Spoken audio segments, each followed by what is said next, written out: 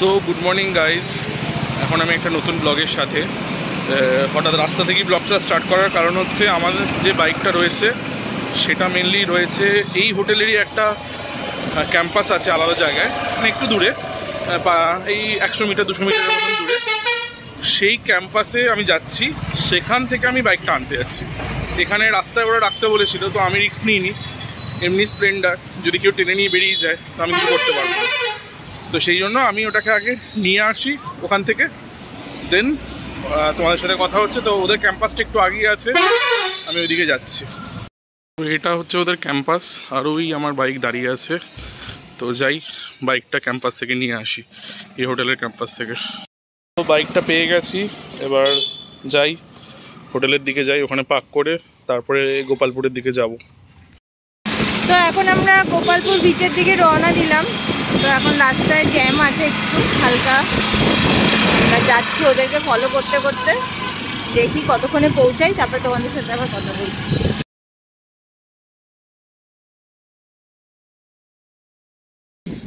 তো এটা হচ্ছে গোপালপুর বিচের একটা সাইট।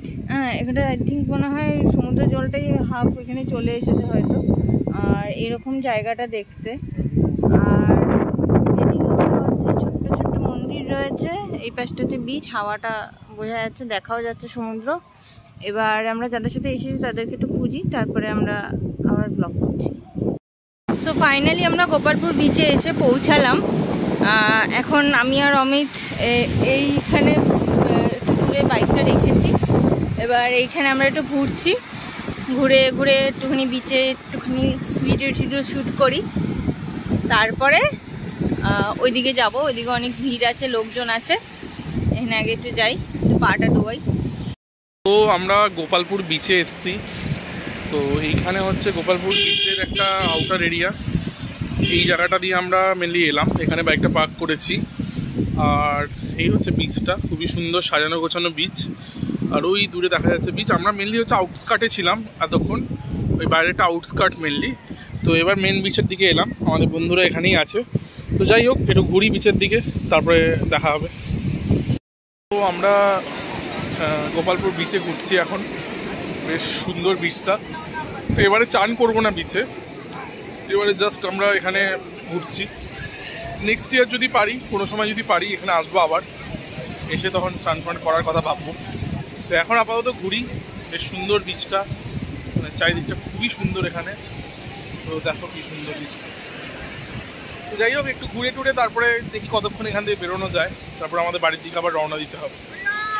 তো এখানে যে ব্যাপারটা হচ্ছে, এখানে সমুদ্রটা অনেক ডিপ, মানে একটু পাড়ের দিকেই এসে অনেকটা ডিপ হয়ে যাচ্ছে।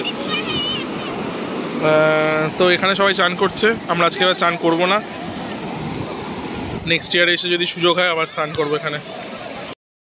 তো আমরা আবার ট্রাই করছি জলে নামার জন্য, ট্রাই করছি। প্যান্ট ভিজুক, প্যান্টটা ভিজুক। তা ওইখানটা যাবো, ওইখানটা প্যান্টটা তো ভিজছে। তাহলে আমরা এখানে প্যান্ট ভেজাতে ভেজাতে যাচ্ছি। এই জায়গাটা গভীর, আবার মাঝখানটা আবার অগভীর, সমুদ্রটা এরকমই। তো চলো যাই। আবার এই জায়গাটা অগভীর, এই জায়গাটা উঁচু হয়ে যাচ্ছে। এখন বিচে আমরা ঘোরাঘুরি করলাম, ঘোরার পরে একটু ঝালমুড়ি খেলাম। তো এবার দেখি হোটেলের দিকে রওনা দেওয়ার চেষ্টা করি, কারণ আমাদের আবার ট্রেন আছে। একটু যদি রেস্ট না নিই তাহলে আর ট্রেনে অতটা ঘুম হয় না ভালো করে। তো চাই হোটেলের দিকে যাই, একটু রেস্ট নিই, দেন বেরোবো তখন।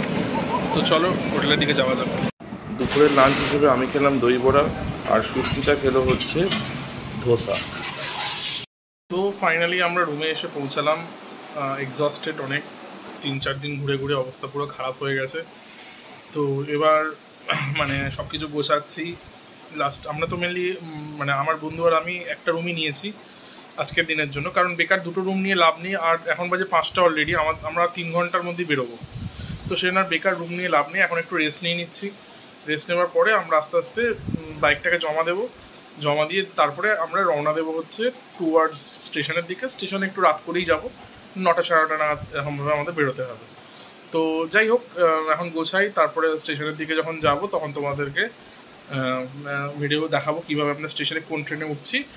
আর বাইকটাও জমা দিতে হবে, বাইকটা আমরা মোটামুটি 8টা সাড়ে 8টা নাগাদ জমা দিয়ে দেবো।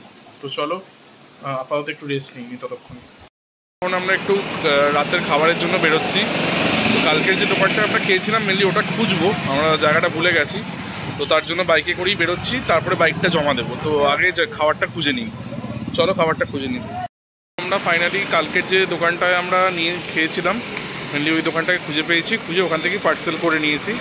তো এবার আমরা বাড়ির দিকে যাই, মানে বাড়ি বলতে হোটেলের দিকে যাই। দেন বাইকটা এবার জমা দেবার পালা। হ্যাঁ, অনেক ঘুরিয়েছে আমাদের বাইকটা। তো চলো। সো চলে এসেছি অন্তিম পর্যায়ে, ওকে এখন দেওয়ার টাইম। তো থ্যাংক ইউ, আবার তোমার সাথে দেখা হবে, আবার নেক্সট তোমার কোনো একটা ট্রিপে তোমার সাথে শিওর দেখা হবে। খুব ভালো সার্ভিস দিয়েছো, থ্যাংক ইউ। তো চলো একে এবার জমা দিয়ে আমরা হোটেলের দিকে ফিরি আর সৌরভের জন্য ওয়েট করি। সো আমরা স্টেশনে পৌঁছে গেছি, এবার আমাদের যাওয়ার পালা। 3 দিনের ট্রিপ মোটামুটি কমপ্লিট হলো। এবার যাই স্টেশনে, ট্রেনের জন্য ওয়েট করি।